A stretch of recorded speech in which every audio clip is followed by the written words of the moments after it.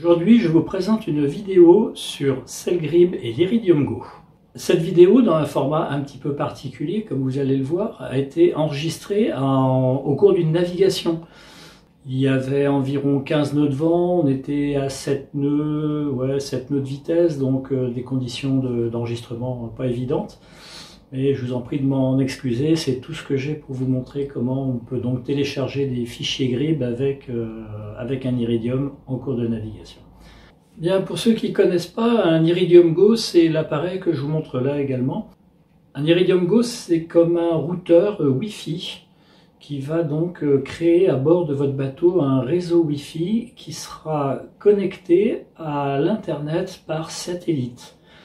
Donc avec ce petit boîtier-là, vous pouvez réceptionner et émettre des données, enfin émettre et recevoir des datas, donc des données, émettre et recevoir des SMS, des emails et des appels téléphoniques, bien entendu. Vous pouvez connecter 5 appareils sur un même boîtier. Vous pourriez très bien avoir votre téléphone pour envoyer quelques SMS ou passer un petit coup de téléphone, tout en téléchargeant un fichier Grib sur votre tablette. Je vous laisse regarder la vidéo qui a donc été tournée précédemment. Donc là, j'utilise exceptionnellement ma très vieille tablette Samsung Tab S2 sous Android 7. Donc voilà, ça date. Donc la configuration, je suis en Wi-Fi directement connecté sur le multiplexeur Digital Yacht sur son réseau Wi-Fi direct. Le flux NMEA circule bien. La position GPS, c'est celle du réseau NMEA. Là, j'ai bien les informations. Bon, c'est un petit peu lent à venir de temps en temps, mais c'est pas grave, ça va venir. Voilà. Donc tout va bien. Donc ça, c'était pour le premier point. Second point, Iridium. J'ai donc un Iridium Go. Je suis sur le réseau Iridium. Je vais me connecter. Il devrait déjà y être d'ailleurs. Je ne sais pas pourquoi il s'est déconnecté. Donc là, ça m'oblige à changer de réseau Wi-Fi. Je vais me connecter au réseau Iridium. Voilà, donc là, la Galaxy Tab S2 est connectée au Wi-Fi de l'Iridium Go. Donc, on va pouvoir ouvrir Cellgrib. On va faire une demande de fichier Grib. Hop, requête Grib. Room de jour. Requête avec Iridium. Là, j'ai bien du signal. Je lance la requête. Voilà. Là, ça fonctionne. Hein. Et on va attendre que le fichier soit chargé. Donc là, le fichier est en cours de téléchargement. On va attendre encore que tout soit terminé. Donc, au niveau de l'Iridium, on voit bien qu'on a une connexion en cours. Voilà, le téléchargement du fichier Grib via l'Iridium est terminé. Donc, on va pouvoir fermer. Et on a bien un nouveau fichier Grib. Bien, bah maintenant je vais repasser ici en mode Wi-Fi sur le réseau YDWG. Terminé.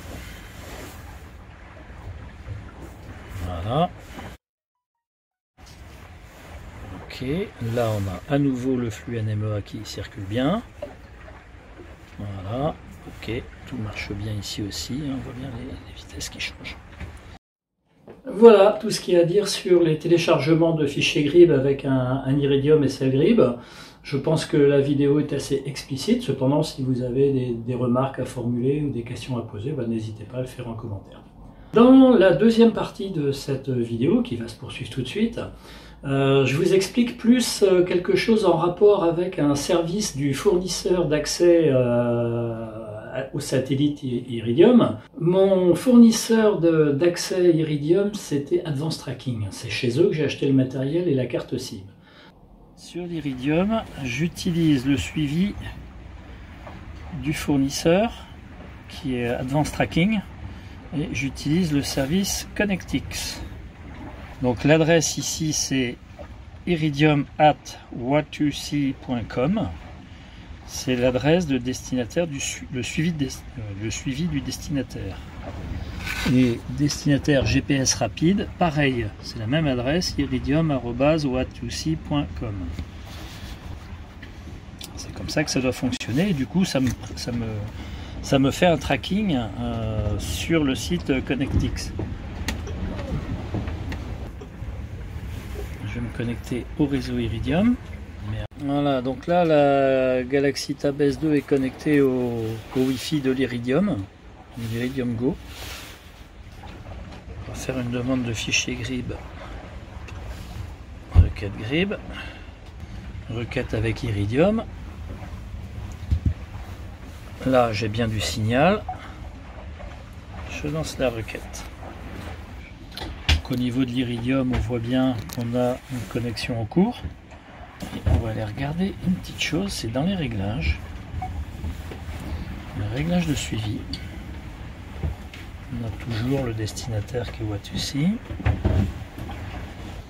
Voilà, le téléchargement du fichier GRIB via l'Iridium est terminé.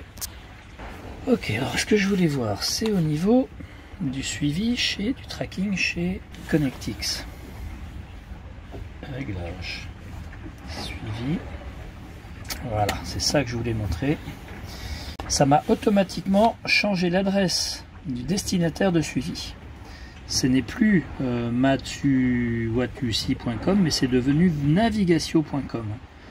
C'est-à-dire que depuis que j'ai fait le téléchargement de ce fichier GRIB, CellGRIB a changé l'adresse du destinataire de suivi. Ce qui fait que si je ne fais pas attention, eh bien, le service de suivi qui m'est proposé par Advanced Tracking via ConnectX, eh bien, il ne fonctionne pas. Et c'est ce qui m'est arrivé sur toute la traversée du golfe de Gascogne. J'ai perdu la liaison à hauteur de Lisieux et je m'en suis aperçu un petit peu avant d'arriver en Espagne. Donc j'ai pas la trace, je sais que chez ConnectX, j'ai pas la trace de mon parcours entre Yeux et pratiquement l'Espagne. Ce que j'ai beaucoup regretté. Voilà ce que je voulais montrer. Donc il faut absolument faire attention à ça. Soit c'est un bug de CellGRIB qui serait bien qu'il soit résolu. Si on veut conserver le tracking de ConnectX, donc d'Advanced Tracking, il faut absolument remettre cette adresse What2C, machin. Ici, il faut la remettre. Hein. Donc là, je vais le faire à la main. Donc là, je vais la prendre. Je vais faire un appui long, un copier. Le suivi ici, un appui long,